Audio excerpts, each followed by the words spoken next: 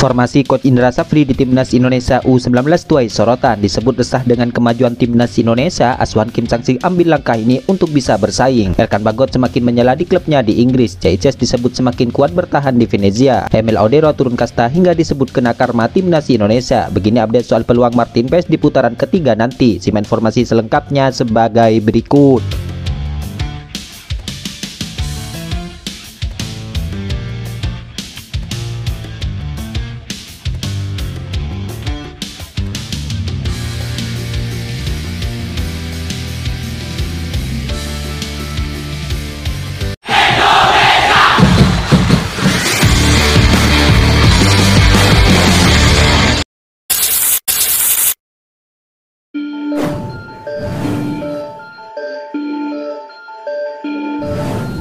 Emil Audero kini dipastikan turun kasta ke Serie B Italia setelah masa peminjamannya di Inter Milan selesai. Ya, diketahui Emil Audero dipinjamkan ke Inter Milan mulai dari Agustus 2023 yang lalu. Namun kini kabarnya pemain kelahiran Mataram itu akan kembali bermain untuk Sampdoria mengingat ia masih terikat kontrak hingga 2026 mendatang. Nasib sial disebut memang kini dialami oleh Emil Audero, di mana sebelumnya ia disebut-sebut akan tampil cemerlang bersama Inter Milan selama masa peminjamannya. Menit bermain pun sangat minim ia dapatkan. Pemain keturunan Indonesia itu hanya memainkan 4 laga di Liga Italia bersama Inter Milan.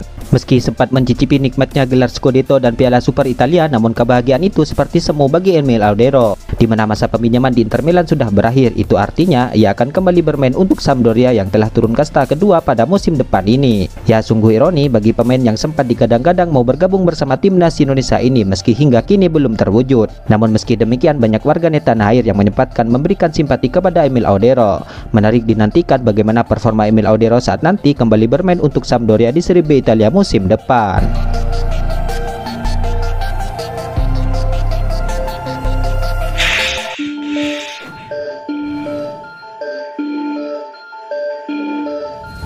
Timnas Indonesia U19 telah memainkan laga perdana di Piala ASEAN 2024 ini. Pada laga ini, Coach Indra Safri memakai formasi 3-4-2-1. Hal tersebut pun kemudian disebut mirip dengan formasi pilihan Coach Sintayong di level senior.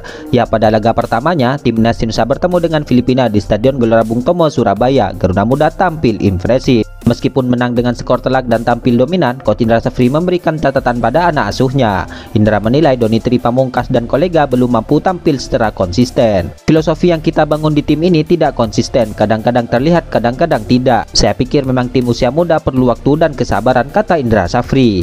Ya, Coach Indra Safri memakai formasi 3-4-2-1 saat Timnas Indonesia berjumpa Filipina. Formasi ini disebut mirip dengan formasi pilihan Coach Sintayong di Timnas Indonesia senior. Bukan hanya soal 3 back, akan tetapi juga peran pemakaian wingback untuk menyerang. Ya, diketahui selama ini Coach Indra Safri dikenal fanatik dengan formasi 4-3-3. Di masa lalu dengan formasi itu, Indra Safri populer dengan konsisten bermain pendek-pendek panjang. Sementara bagi Coach Sintayong, ia sering memakai formasi 4-4-2 pada awal karirnya sebagai pelatih Timnas Indonesia. Namun dengan banyaknya stok back tengah, sang pelatih mulai beralih memakai formasi 3 back sejajar. Hal tersebut pun lantas menjadi sorotan, di mana pola permainan itu seakan menyeret nama Coach Sintayong di dalam racikannya.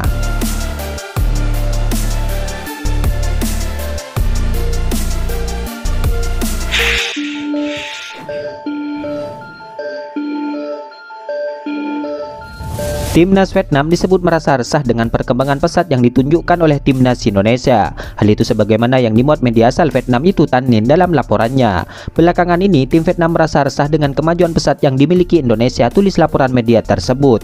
Tim negeri ribuan pulau ini sudah 3 kali mengalahkan Vietnam di turnamen besar, antara lain di Piala Asia 2023 dan putaran kedua kualifikasi Piala Dunia 2026, tulisnya melanjutkan. Laporan tersebut pun mengklaim bahwa kemajuan pesat yang ditunjukkan Timnas Indonesia salah satunya karena skuad Garuda sering mengikuti pertandingan atau turnamen internasional. Seakan tidak ingin tertinggal lebih jauh dari Timnas Indonesia, Timnas Vietnam disebut sangat ingin melakukan satu hal yang diharapkan bisa membuat sepak bola mereka maju.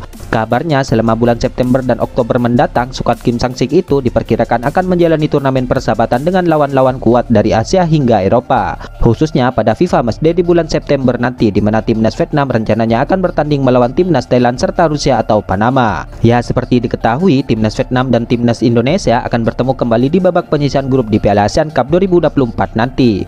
Turnamen tersebut akan bergulir mulai 23 November hingga 21 Desember 2024 mendatang. Tak hayal jika timnas Vietnam kini resah dengan kemajuan pesat timnas Indonesia, di mana timnas Vietnam dikabarkan juga ingin memiliki image yang sama seperti timnas Indonesia dan juga Thailand.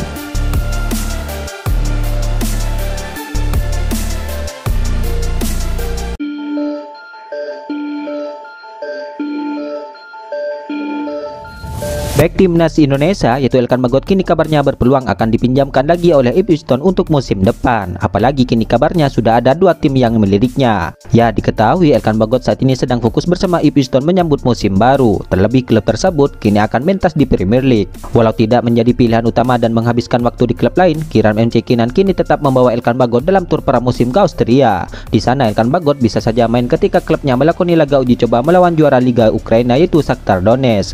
Akan tetapi ikut dalam tur pramusim ini tidak menjamin Elkan Bagot akan menjadi andalan untuk Ipswich Town di Premier League nanti. Bahkan kini sudah muncul kabar bahwa pemain timnas Indonesia ini dilirik oleh klub lain. Melansir dari akun Ipswich Town, ada 2 tim yang dikabarkan berminat mendatangkan jasa Elkan Bagot.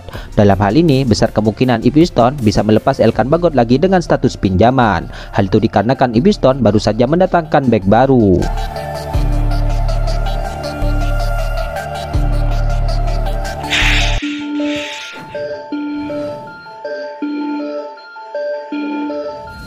Ketua Umum PSSI Erick Thohir kabarnya memastikan soal Martin Paes kini masih belum bisa membela timnas Indonesia di putaran ketiga pada bulan September mendatang. Hal ini sekaligus membantah klaim Menpora yang memberikan kabar kemungkinan Martin Paes bisa membela timnas Indonesia nantinya. Konfirmasi Erick Thohir itu disampaikan kepada pengamat sepak bola yaitu Bung Ropan.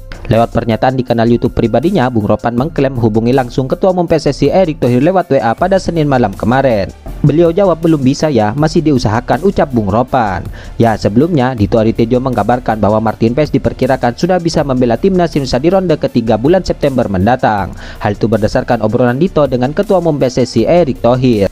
Kemarin Pak Erick sampaikan insya Allah September sudah bisa main, kata Dito Aritejo. Dito pun yakin dengan laporan Erick Thohir itu, ia meminta publik untuk menunggu. Iya, kata Pak Erick, tegas Dito.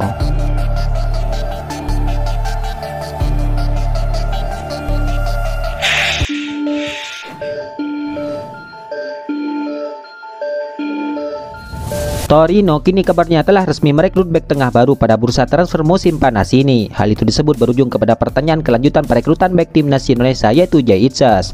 Ya, selama bursa transfer musim panas ini, Jay Itzes telah dikaitkan dengan Torino yang dilatih oleh Paolo Vanoli. Selama sebulan terakhir, nama bek timnas Indonesia itu telah dikaitkan dengan Torino yang segera kehilangan bek andalannya ke Napoli. Pada akhir pekan lalu, Napoli telah resmi merekrut bek dari Torino dan saat itu juga Torino mulai intensif disebut mengejar Jay Itzes. Menurut laporan dari jurnalis asal Italia, Torino telah melakukan pertemuan dengan perwakilan Jay Itzes pada akhir pekan lalu. Namun kini Torino justru telah resmi mengumumkan perekrutan Saul Coco dari Las Palmas. Coco ini merupakan seorang bek tengah.